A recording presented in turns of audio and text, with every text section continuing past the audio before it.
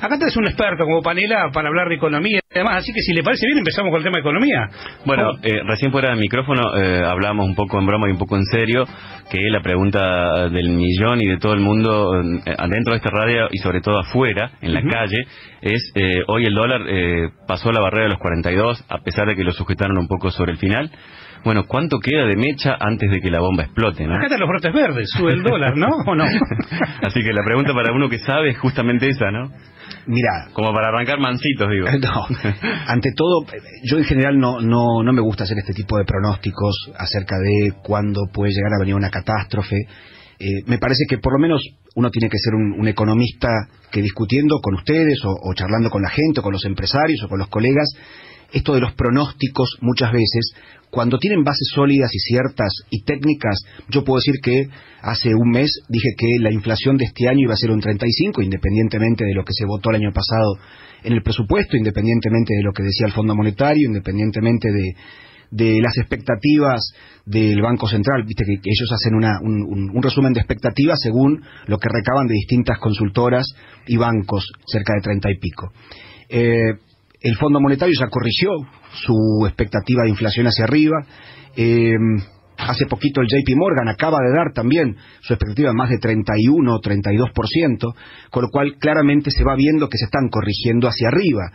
Pero cuando tenemos explicación, sí me gusta dar estos pronósticos. No sé lo que va a pasar, no sé cuánto queda de mecha. Lo que estoy diciendo es que la situación está muy difícil, es crítica realmente. Hace poquito, hace 2 o 3 días, se publicó en una nota muy dura en la revista Forbes de México, y que no podemos decir que es una revista que no suele apoyar los gobiernos en general que tienen políticas neoliberales como este gobierno. Y sacó una nota diciendo que la Argentina está por explotar, con lo cual me pareció durísimo, viniendo de Forbes, ¿no? Entonces, a tu pregunta concreta, ¿cuánto queda? No sé cuánto queda, lo que sí sé es que todos los indicadores que podemos medir, todo lo que está sucediendo, y no solamente una cuestión económica, en términos de indicadores, de numeritos. Cuando vas a la calle, cuando recorres el país, como es en nuestro caso, cuando vas al interior del interior, cuando conversás con pymes, cuando conversás con empresarios pymes y hasta con empresarios grandes. Ayer tuve una cena con amigos, uno de ellos vicepresidente de una de las principales empresas argentinas, que dice, hace 3 años que pierdo plata. Hace 3 años que pierdo plata y ya no sé cómo hacer para no despedir a mucha más gente. Estamos hablando de una de las principales empresas argentinas.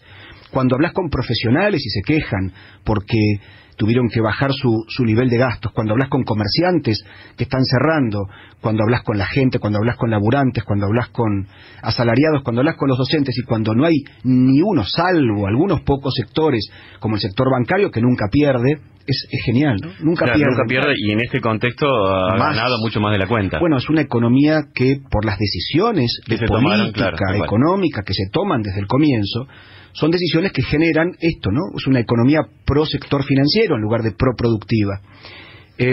Cuando ves que solamente los grandes productores de soja, cuando ves que algunos sectores de energía, algunos sectores de la minería son los que ganan, cuando pierde la construcción, cuando pierde la industria, el 50% de la industria está ociosa.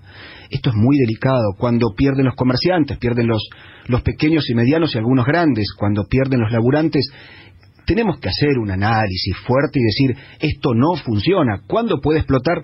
No lo sabemos, pero la gente está muy mal, pero muy mal, sin joda. Está muy mal en serio. Esto ya no es una cuestión ideológica, no es una cuestión partidista, es una cuestión donde el que no lo ve esto es realmente porque no quiere verlo y tiene ganas de seguir mirando para el costado o tiene algún interés en particular. Y eso es donde también me parece delicado, cuando tenés un interés y mentís por el interés que vos tenés. Esto es delicado. Vamos a la discusión, ¿no? Y bueno, en ese panorama dificilísimo que nos contás, un poco que das cuenta de los distintos puntos que lo conforman, ¿qué pasa con la actividad turística que es indicada también junto con quizás el complejo sojero, pongámosle agrícola, como uno de los posibles potenciadores de una economía que está caída? ¿Qué pasa con la actividad turística en ese escenario? La verdad que, como lo contabas, tremendo. Mira, yo te debo decir que la actividad turística, así como en muchos países del mundo que se la han tomado muy en serio y la han desarrollado con políticas concretas y con política de Estado, que esta es la clave, ¿no? En alianza el sector público con el sector privado, que de hecho está en la Ley Nacional de Turismo, que el sector privado es el socio estratégico del sector público. Los países que se lo han tomado en serio realmente podemos decir que es una actividad estratégica que genera las divisas que el país necesita, hablando del turismo receptivo, ¿no? Acá cuando hablamos de turismo tenemos que hablar de turismo receptivo. Claro, está buena la aclaración. Sí, es muy importante esta aclaración porque no todo el turismo es lo mismo. Turismo emisivo es argentinos saliendo al exterior que obviamente tienen una variable que es el tipo de cambio. Pero además hay otra variable que es el ingreso que tienen esas familias. Está el turismo interno que es el de argentinos por Argentina, que también la variable es el ingreso que tienen esas familias. Cuando les baja el ingreso, el turismo interno baja. Cuando le sube el ingreso que tienen real, el turismo interno sube. Y tenemos el turismo receptivo, que es el de extranjeros llegando a la Argentina. Cuando vos tenés que analizar las divisas que genera el sector turístico, y en la Argentina hasta hace muy poquito éramos el tercer sector que exportaba y que generaba divisas, detrás del complejo sojero y del complejo de otras oleaginosas, por arriba de carne, por arriba de automotriz, tenemos que decir que tenemos que analizar qué sucede también en los países emisores, porque cuando vos tenés que Brasil es nuestro principal mercado emisor de turistas hacia la República Argentina, y Brasil tiene un problema económico como el que está viviendo, a pesar que se recuperó un poquito en estos últimos meses, y no están llegando los turistas de Brasil que previmos, tenemos que ver a dónde y a qué mercados vamos, ¿no? Este es un punto muy importante. Entonces, el punto es clave cuando decimos si es un sector estratégico. Sí, el sector turismo es un sector estratégico. El sector turismo, además, es uno de los sectores de la economía argentina que más empleo genera, como sucede en España, como sucede en Francia, como sucede en los principales países desarrollados del mundo con respecto al turismo. El turismo además genera un derrame en actividades que no están directamente relacionadas con turismo, pero además hay otro punto clave.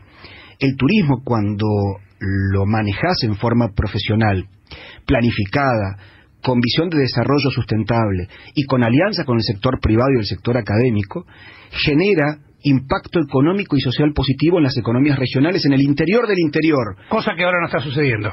Depende de los lugares. Ajá. Hay lugares donde sí, hay lugares donde no. Y esto es muy importante. El ordenamiento de feriados, que tanto se discutió durante unos cuantos años del gobierno pasado, y al comienzo de este gobierno, no nos olvidemos, y por suerte se zanjó a favor del ordenamiento de feriados, haciéndole entender, por ejemplo, a los colegas del sector industrial. Yo me he peleado con economistas especializados en industria que no podían entender esto del ordenamiento de feriados. Claro, porque en turismo nos ha costado mucho la incorporación de conocimiento de otro tipo de profesiones para mejorar y profundizar el conocimiento acerca del turismo. Y sí hay economistas que asesoran al sector industrial o al sector agropecuario, pero no hay muchos economistas que asesoran al sector turístico.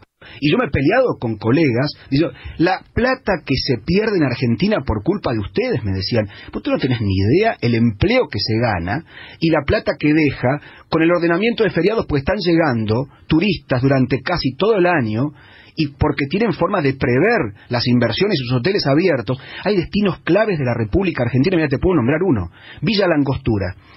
Antes del ordenamiento de feriado, después de Semana Santa se cerraban los hoteles hasta julio. Hoy están prácticamente la mayoría de los hoteles todo el año abiertos, con lo que significa para el empleo. Sí, el cronograma de feriado fue un gran acierto para el turismo, para romper justamente con uno de los grandes males que tiene en la República Argentina, que es, salvo algunas excepciones, la estacionalidad, ¿no? A Córdoba le contribuyó un montón y a un montón de provincias justamente para extender los 60 días de ocupación sobre 360, ¿no? Entonces, muchas economías regionales pudieron obtener 90 días de ocupación, y eso hace que esa pequeña o mediana empresa turística se salve.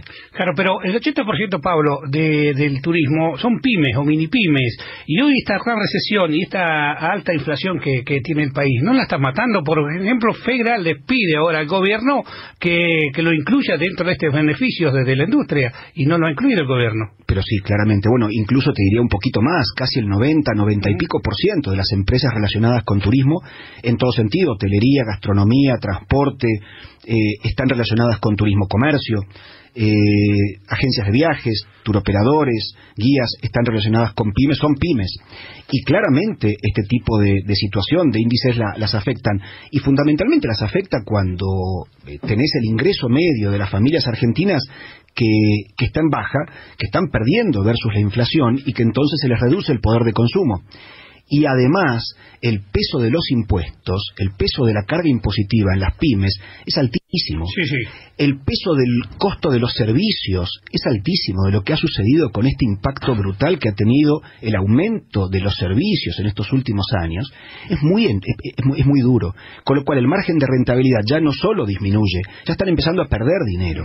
Claro. Estamos hablando con Pablo Singerman, economista, CEO de Estudios Singerman Macon. Vamos una vueltita, una rondita más y después cumplimos con una tanda y después tenemos la nota de Santos. Mariano.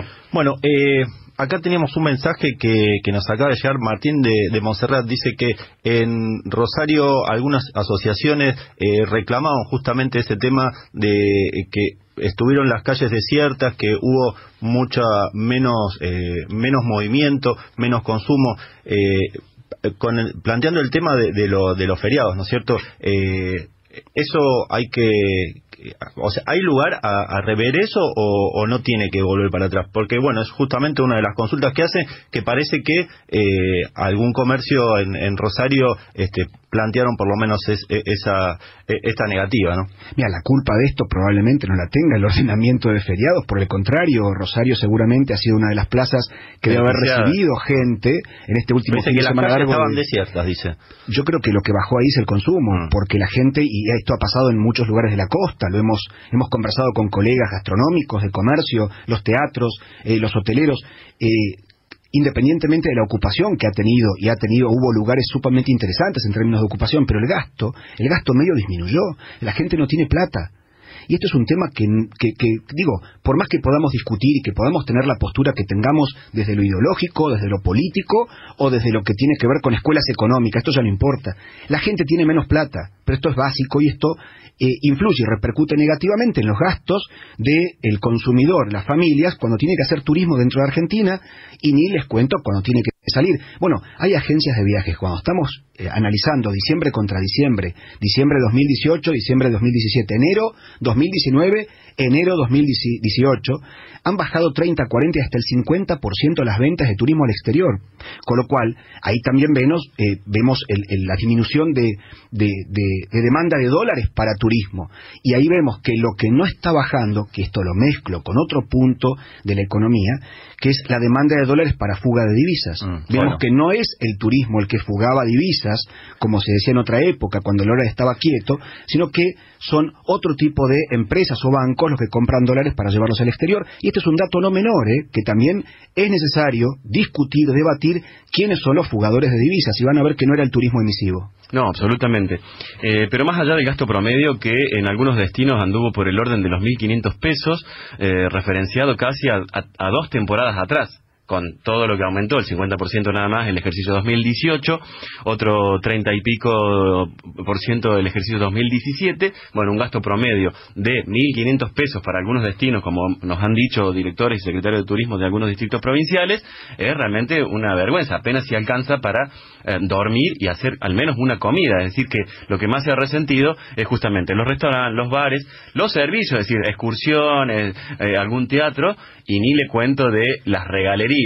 La gente ha ido de vacaciones de milagro y le llevó una foto de regalo a los parientes. Mira, cuando hablas con colegas de la hotelería, te dicen que, y esto lo sabemos, la inflación mayorista fue 20 puntos mayor que la minorista. Sí, entre el 70 y el 75%. Entre el 70 y el 75, cuando la minorista fue casi el 50, 48, 50.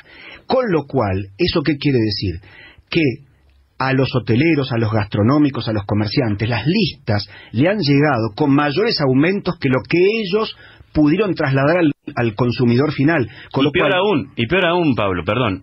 En la mayoría de los distritos, para poder tener la capacidad de atraer visitantes, tanto la lotería como la gastronomía, a lo sumo aumentaron el 30%. Es decir, que ya estaban un 20% abajo de la inflación minorista, pero eso y estaban un 50% de la mayorista. Eso abajo. Han absorbido los aumentos de costos que tuvieron a costa de su rentabilidad, con lo cual esto no es nada agradable. Estamos hablando de que todavía hay margen para que tengan que aumentar para intentar mantener su rentabilidad. El problema es que no lo hacen por falta de consumo.